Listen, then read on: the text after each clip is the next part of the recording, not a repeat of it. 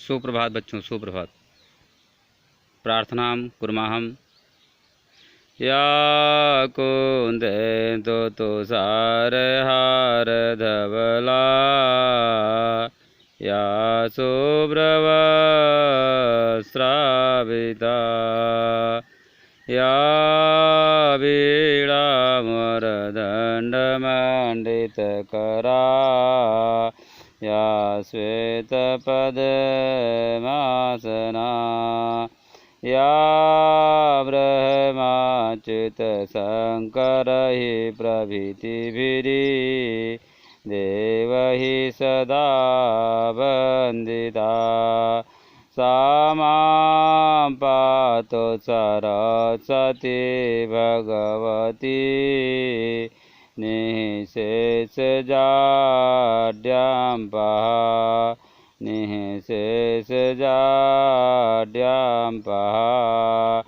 नमामि संस्कृतं नित्यं वदामि संस्कृतं सदा ध्यायाय संस्कृतं सौम्यं वन्दे संस्कृतमातरं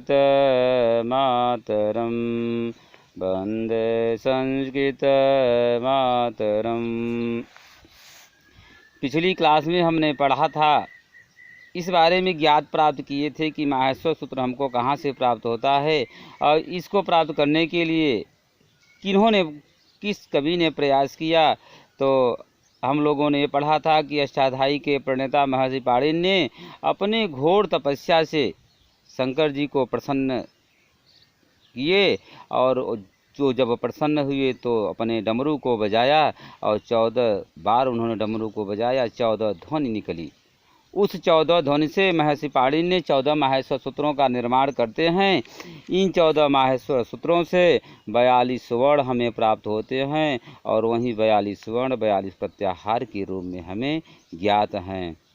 अर्थात हमने ये देखे थे कि भाषा में जैसे अनेक ध्वनियाँ होती हैं, भाषा में अनेक ध्वनियाँ होती हैं। इन ध्वनियों के प्रतीक को वर्ण कहते हैं। वर्ण किसे कहते हैं कि भाषा में अनेक ध्वनियाँ होती हैं, इन ध्वनियों के प्रतीक को वर्ण कहते हैं। अर्थात अक्षर या ध्वनि, अक्षर को भी वर्ण कहा जाता है। मुख से निकली हुई वह छोटी सी छोटी ध्वनि वर्ण कहलाती है।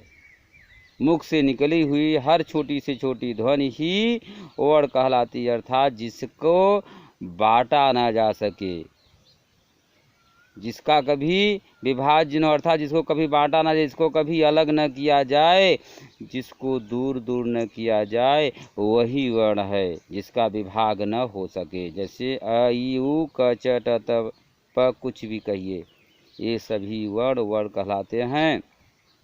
कहा जाता है कि अनेक वर्णों के मिलने से, हमने पढ़ा था कि अनेक वर्णों के मिलने से शब्द का निर्माण होता है, अनेक शब्दों के मिलने पर भाषा का निर्माण होता है। और भाषा को नियंत्रित करने के लिए जो शास्त्र काम करता है वही व्याकरण शास्त्र है। अर्थात भाषा को नियंत्रित करने का काम करने वाला ही शास्त्र व्याकरण शास्त्र है। ये व्याकरण अति वैज्ञानिक भी, अर्थात ये वैज्ञानिक रूप में कहा जाता है कि भाषा जो संस्कृत भाषा है, देववाणी इसको कहा जाता है, सब भाषाओं की जननी है। हमने पढ़ा था कि 42 प्रत्याहार अ ई उड़ ऋ लि क ये ओंग अ या च, ये 4 सूत्र जो हो स्वर के होते हैं, 9 वर्ण होते हैं।